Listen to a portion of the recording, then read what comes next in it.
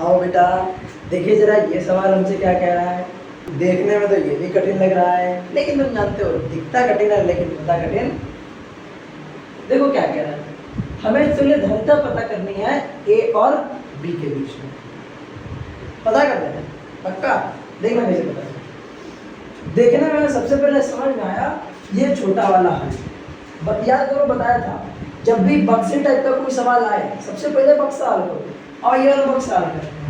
बक्से को देख के बताओ क्या ये दोनों समांतर क्रम में नहीं है, बोले तो सबसे पहला काम 10 माइक्रोफैरड व 10 माइक्रोफैरड को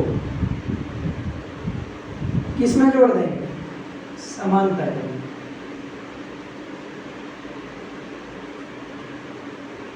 जोड़ दो, बताओ कितना आएगा, C1 बोल दे रहे इसको, 10 प्लस 10 बताओ कितना आ गया, 20 माइक्रो।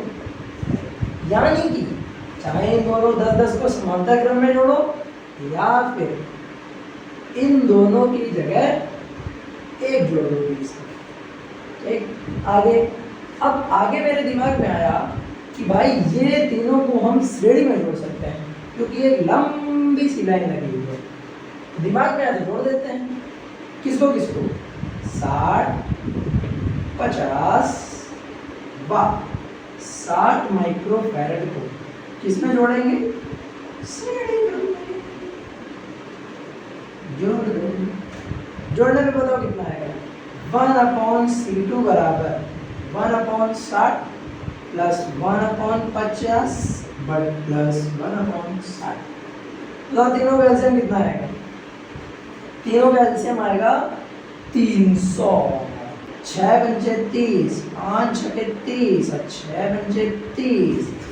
बताओ 5 5 10 और 6 16/300। कटेगा, बिल्कुल कटेगा। 4 से कटेगा, 4 से 4 जो 16 और 4 से कैसे जाएगा, 4 से 28 और 4 बचे 20, यानी कि 4/75 माइक्रोफैरड नहीं आएगा। ये आ गया 12/C2। तो बताओ यहाँ से C2 कितना आ गया, 75/4 माइक्रोफैरड। या अगर इसी को पॉइंट के रूप में लिखेंगे तो 4 एकम 4, 3 4 32, 3 4 से 28 और 4 पंचे 20, 18.75 माइक्रोफैरड। तो यानी कि अगर हम 1 2 3 को जोड़ें या इन तीनों की जगह एक को जोड़ें और वो एक कितना, 75/4। ठीक, अब बेटा 20 माइक्रोफैरड और 75/4 माइक्रोफैरड ये दोनों तुम्हें किस क्रम में दिख रहे होंगे, समांतर क्रम में। देखो भाई अलग अलग समांतर क्रम। तो 75/4 माइक्रोफैरड व 20 माइक्रोफैरड को किस में जोड़ेंगे इस बार, समांतर क्रम में। जोड़ दो, कितना आएगा, तो C3 बराबर 75/4 प्लस 20 कितना आ गया, 20 चौको 80। तो C3 यहाँ से कितना आ जाएगा, 5 और 8 7 15, 155/4 माइक्रोफैरड। यह आएगा तुम्हारा C3। यानी कि चाहे तो ये दोनों जोड़ो या फिर इनकी जगह एक जोड़ो, 155/4। छोटा होता जा रहा है। अब देखो पूरा एक ही तार बचा हुआ है और 2 संधारित्र लगे हैं, यानी ये दोनों का है मैं श्रेणी क्रम में जोड़ दो। तो 155/4 और 40 माइक्रोफैरड काहे में जोड़ेंगे, श्रेणी क्रम में। जोड़ दो, फिर जोड़ने पे क्या आएगा, 1/C बराबर 1/40 प्लस, इसको जब बटे के रूप में लिखोगे तो ये पलट जाएगा, यानी कि 4/155।